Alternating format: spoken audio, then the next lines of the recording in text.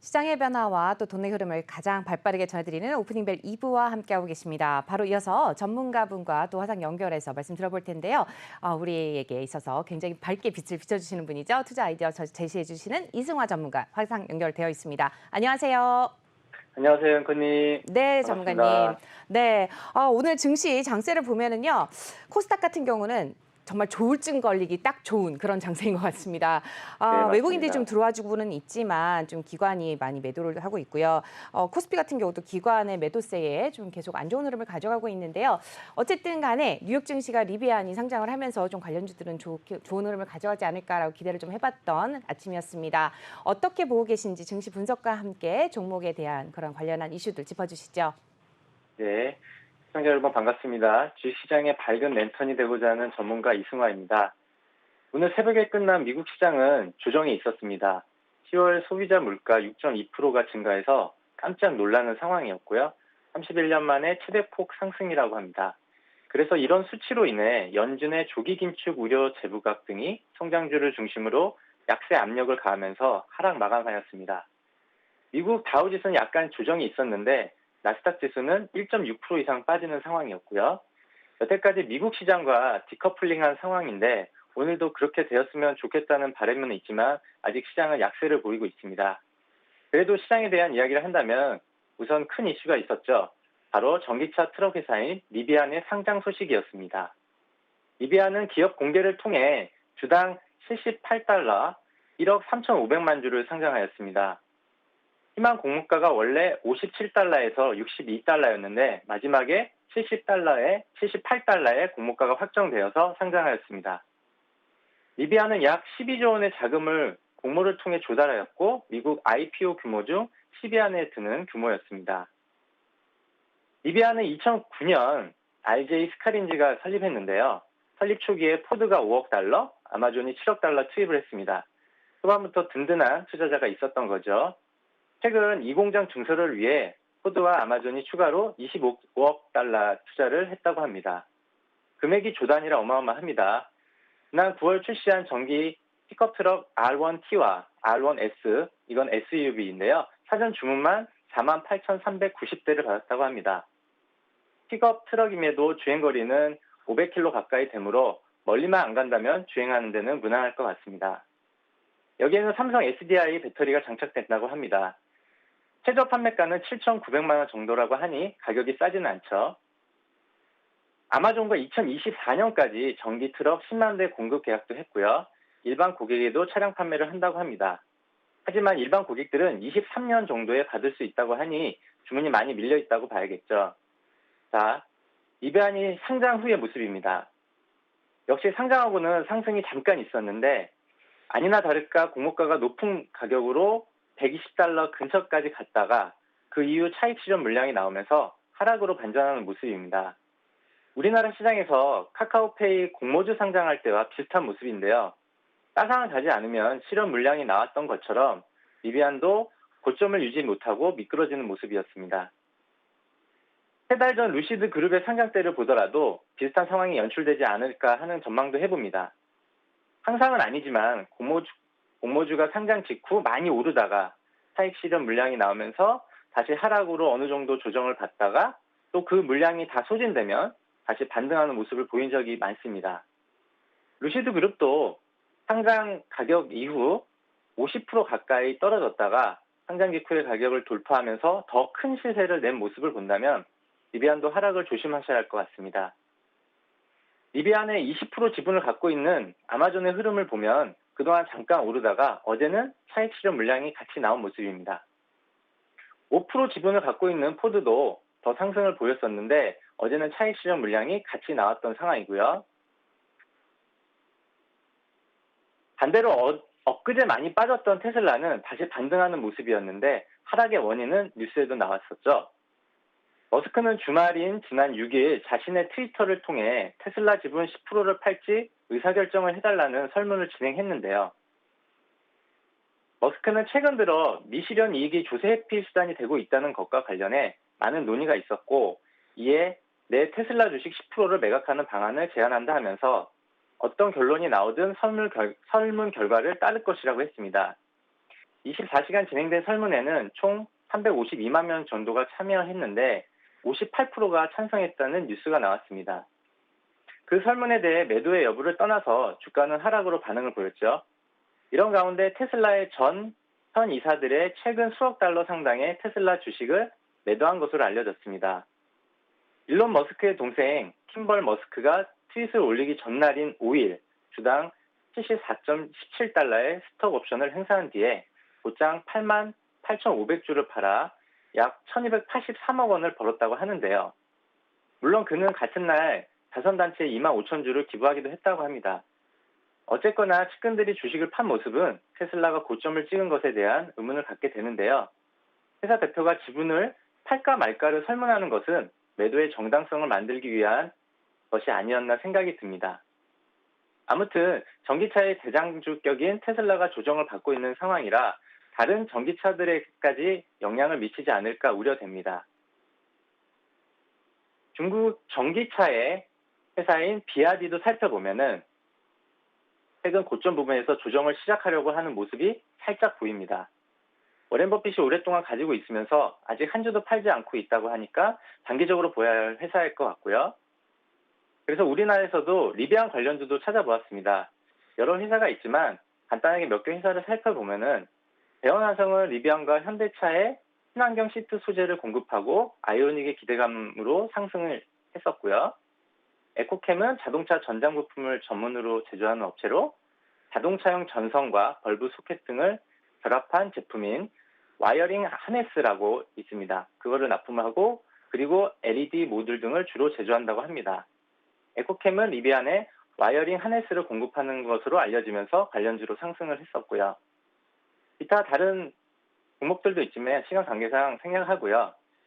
지금 가장 관심이 가는 거는 우리나라 시장인데요. 어제 코스피가 지지선을 깨면서 하락한 모습입니다. 지지선 2960선을 말씀드린 적이 있는데 아쉽게도 어제 하락하면서 지지를 못했고요. 오늘 옵션 만기일과 미국 시장의 하락으로 인해 투심이 그렇게 따뜻하지는 않을 것 같습니다. 그래서 지난번처럼 2900선 근처의 지지선을 지킬지 더 두고 봐야 하는 상황이 와서 좀 안타까운 모습인데요. 미국처럼 시원하게 오르지도 못하고 지지부진하더니 악재에만 반응하고 우리나라 시장에 대한 기대감은 많이 줄어드는 모습인데요. 이렇게 어두울 때 우리는 매수 타이밍을 찾아야 되지 않을까 생각이 됩니다. 우선 이슈가 되고 있는 원달러 환율입니다. 어제 아침에 여객 환율에서 1200원을 넘는 걸 보고 많이 놀라셨을 텐데요. 다행스럽게도 다시 장 시작하고 1180원대로 내려오긴 했지만 환율이 올라가는 모습은 심상치 않습니다. 지수가 하락하는 거는 여러 가지 지표에서 확인이 되고 있는데요. 최근 금 가격도 조금씩 오르고 있습니다. 비트코인 가격도 많이 올랐지만 인플레이션 해지에 대한 부분도 늘어나는 것 같습니다. 어제 소비자 물가지수 발표로 인해서 미국 국채 금리가 다시 상승하는 모습인데요. 물가가 상승하면 금리 인상이 빨라질까 걱정하는 우려의 목소리도 나오고 있는 것 같습니다. 얼마 전 FOMC가 끝나서 안심하고 있었는데 갑자기 심리가 또 불안해지는 것 같습니다. 유가는 계속해서 오르는 모습이라 이 부분도 부담이 됩니다. 그런데 필라델피아 반도체 지수는 많이 올랐는데 어제는 좀 떨어진 모습입니다. 반도체 시황을 걱정했는데 그동안 미국은 관련주들이 많이 올랐지만 우리나라 삼성전자는 제대로 올라보지도 못하고 SK 하이닉스만 조금 올라서 지수에 큰 영향을 주지 못한 것은 아쉬운 상황입니다. 그리고 매매 동향에서도 보면 오로지 개인들만 홀로 매수하다 보니까 수급도 양호하지 않습니다. 주식은 누가 사줘야 되는데 파는 사람이 더 많다는 이야기죠. 오늘 옵션 만기일인데 외국인들이 주식을 많이 팔고 주가 하락에 투자하는 풋 옵션도 사놓은 상황이라 주가가 하락하면 외국인들은 수익이 나는 구조입니다. 이렇다 보니 시장이 오르면 계속 외국인들은 파는 데 집중하는 것 같습니다. 시장을 누르고 있는 거죠.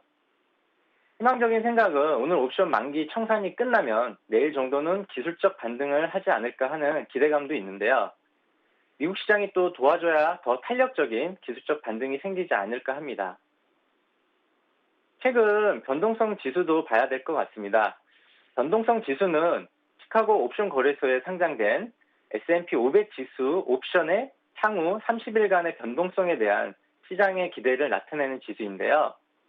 빅스 지수는 증시 지수와는 반대로 움직이는 특징이 있습니다. 그래서 빅스 변동성 지수도 최근에 상승을 많이 했기 때문에 시장의 변동성은 아직 남아있는 모습이고 이 점도 계속 참고하셔야 할 것 같습니다. 그리고 그동안 잊고 있었던 험다 사태 문제도 남아있는데 계속 달러채 이자 지급을 실패하는 문제가 불거져 나오고 있습니다. 주식 매각해서 현금을 만들고는 있는데 이 상황도 지켜보시기 바랍니다. 또 다른 중국 부동산 업체인 판타시아도 어제 홍콩에서 거래를 재개했는데 50% 가까이 주가가 폭락했습니다. 이 회사도 상황이 지금 안 좋은 모습이라고 볼 수 있는데요. 달러 이자를 계속 갚을 수 있는지 귀추가 주목이 됩니다. 하지만 중국 시장은 악재를 딛고 반등을 약간 하는 모습인데요. 오늘 시장도 유심히 보면서 분위기를 살펴야 될 것 같고요. 최근 주식 양도세에 대해서 다시 관심이 쏠리기 시작했습니다. 10억 이상 가족들과 합산해서 매기는 양도세인 만큼 해당되시는 분들에게 주식 보유가 부담이 될 수 있는 상황이고요. 그래서 최근 개인이 산 물량 중에 11월에 매도가 많이 나온다는 뉴스가 나오고 있습니다. 올해 주주 명부에 올라가 있으면 내년에 팔 때 양도세를 내야 하기 때문이죠.